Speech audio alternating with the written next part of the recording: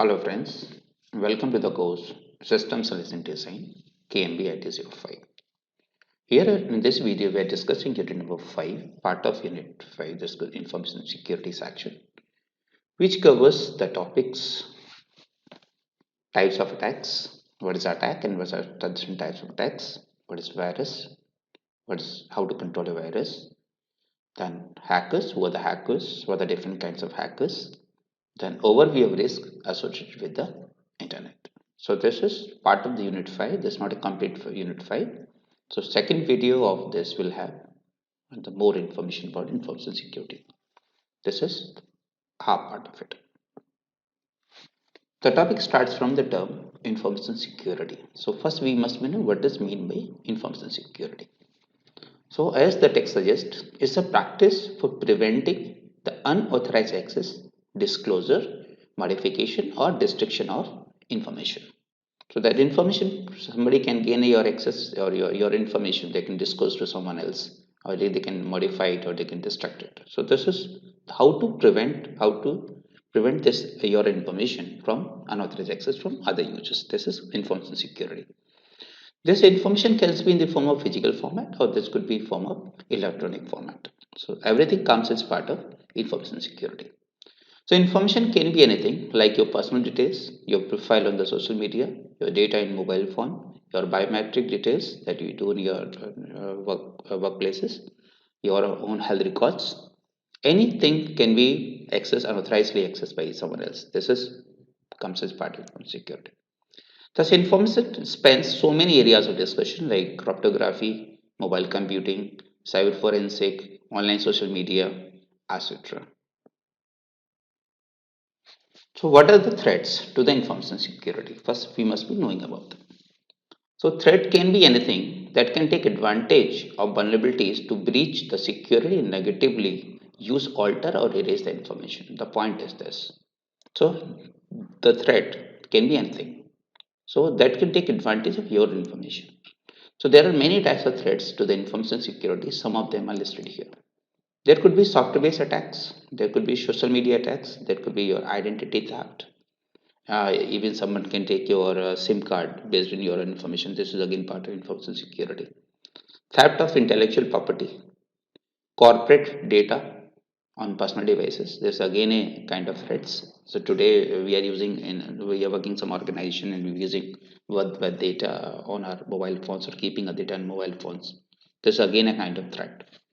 We can have the phishing attacks today. So most of the information like your banking system, your banking websites and some information that you keep your money and the people get that money using different websites that looks like the real website but they're not the real websites, and they hack your passwords and other things called phishing attacks. So these are different kinds of threats that we can have to the information security. There are many other threats also, but these are the common ones which are available. Then if we categorize these attacks into two sections, so there is two major categories. One is called web-based attacks, the second is called system-based attacks. Web-based attacks are the attacks which occur on a website or web application. Suppose you have your social media account, your Twitter account, or say your Facebook account, your LinkedIn accounts. If it's some, or you may have your own website, or the company can have their own websites. So if you are getting attacks on their web presence, that web could be anything, then this is called web-based attacks. System-based attacks are the attacks which are intended to compromise a computer, mobile, or computer systems. They are basically physical things that we use on this. So we can have the two kind of web-based attacks. We can the system-based. Some virus comes to your machine. This is like a system-based attack. It's not a web-based attack. Some file get corrupted or something, or you maybe have a ransomware that the particular virus comes to your machine and encrypts all your information and asks you some money. This is a ransomware. This kind of system-based attack. Then if we categorize all these things, we can have say the web-based attacks. What are the different web-based attacks? There are the many types of possible web-based attacks. Some of them are listed here. First one is called denial of services or the DOS attacks, where your machine gets overloaded by the traffic or the server get the load of traffic and you can't get information from that particular server. So this is called denial of services. We can have distributed denial of services or DDoS attack, where multiple machines together They come multiple attackers combined together from different places, attack on the same source or same server. It's called distributed denial of services. When it goes to session hijacking, suppose you are working on some your banking website and you want doing some transaction. In that particular moment of time, the people can hijack your security code that's called session with session ID or something, and they can do the transaction from their own machines. That's also possible today. The term is known as session hijacking, which is through websites. One more is called man in the middle attack. Man in the middle attack, where the other people come while you are working on the websites. Other people enter into the system. Even they can insert some data or some code into your web pages while you are opening your websites. That could be man in the middle attack. Then we get the phishing or spear phishing attacks, where you will get some email or some SMS, the text message, where you get some link. You go to click on that link, but this link is not a real link, but it's a malicious link, and you provide all your information on that. And the term is called phishing, and there's some other categories of spear phishing. Then one was called SQL injection attacks. This attacks come to coding. So once a programmer is writing certain set of code, and they leave some holes in the program code, and the attacker can enter into your system with your website, and they can access your data. This is known as SQL injection. This is program related attacks. So they're done by the holes are left by the computer programmers. One more is the cross-site scripting attacks, where we can open one website from the different places, and the person can enter into your website by direct without opening your website, and even they can attack on your websites. Others are called eavesdropping attacks. So like this, we can have the different web attacks. You can know more about it if you want. You can mail me the particular kind of attack you want. I'll explain more into that. Then we can the system-based attacks. System-based attacks could be the major system-based attacks could be a virus, it could be worm, it could be Trojan horse, it could be backdoor, it could be bot, or it could be ransomware. So there are different type of attacks. In your curricula course, they just discuss only virus, but there could be some other attacks also. But the point is, what is virus? Virus is a full form of the term vital information resource under seize. That means if we have some vital means it's a very important information resource and somebody sees that information and you can't access it, the term is known as virus. So viruses came from the word vital information resource under seize. This is full form of the virus as such. So a computer virus is the type of computer program that when executed replicates itself by modifying them computer programs and inserting its own code. When this replication succeeds, the affected areas are then said to be infected with computer virus. Suppose you have some file and virus enters into your file, so they insert their own code into the file, and then you are unable to access that particular file, and thus a file is corrupted. Also, some viruses there in your machine. Even sometimes you are not able to start your machine; they get corrupt your whole operating system. So this is the virus which corrupts your files on your machine basically. So there's a kind of different kind of viruses we can have. One is called boot virus, file infected virus, resident virus, multi-parted virus, polymorphic virus, override virus, specific filler virus. Like that, there's so many categories of viruses that we can have available in the market. But they're not computer programs. So some of the file they infect just only the files. They just fill up some space into your files. And some of the viruses are always written in the memory, called memory retent viruses. Like this, we can have different kinds of viruses. The point is how to control a virus. So we can take few steps that can take it control the virus in the system. So we can start install an antivirus software. We can install anti-spyware and anti-malware software. We must install some firewall. We should avoid suspicious websites. Set up automatic scans. So in the particular interval of time, the automatic your antivirus gets scans your machine. If something happens, they can take the notice in your notice. Then you can remove the virus. Watch your downloads. Don't download everything.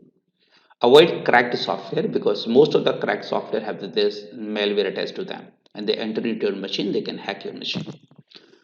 Never open email attachment without screening them.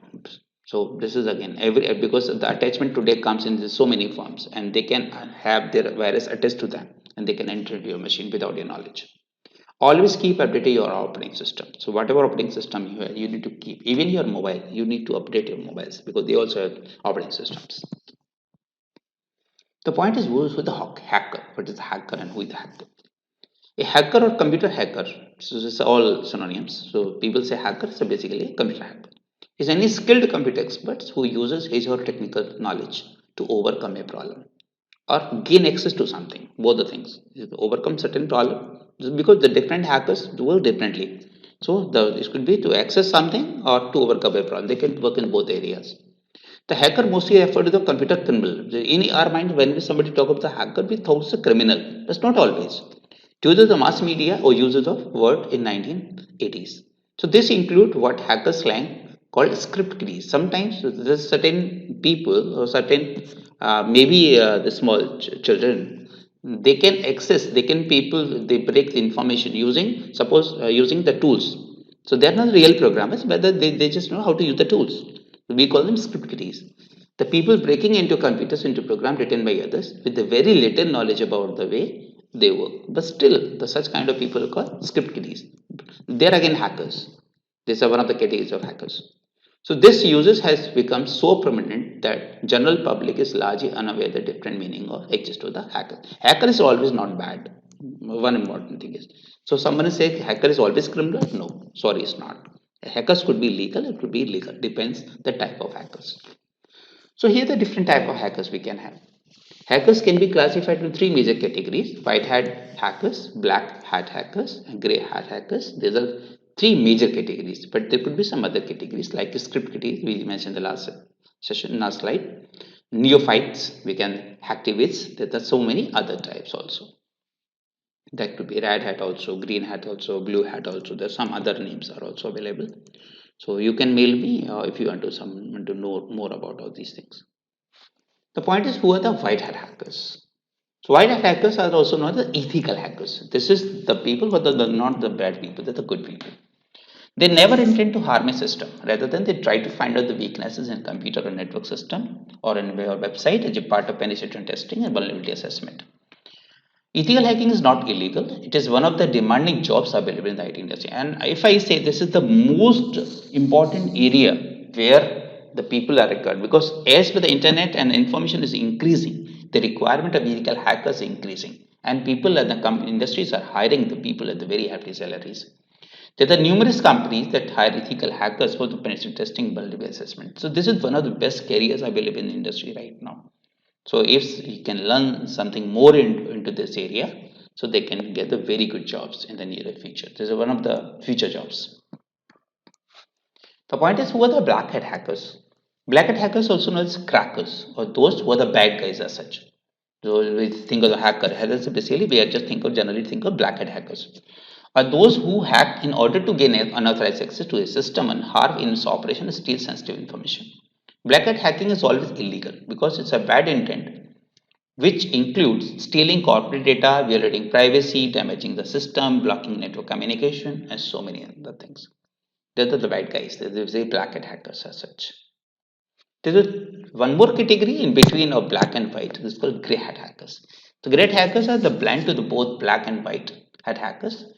They act without malicious intent, but for their fun. They exploit a security weakness in a computer system and network without the owner's permission or the knowledge.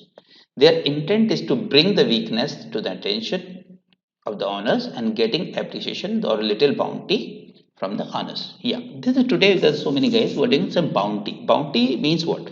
There may be some issues in some website or some code. The companies like Microsoft, Apple, Google, they issue bounties. Bounties means if you can find out certain vulnerability, they will pay you. The companies pay you. So in this case, they are not the bad hackers, but they are the in between. They are not.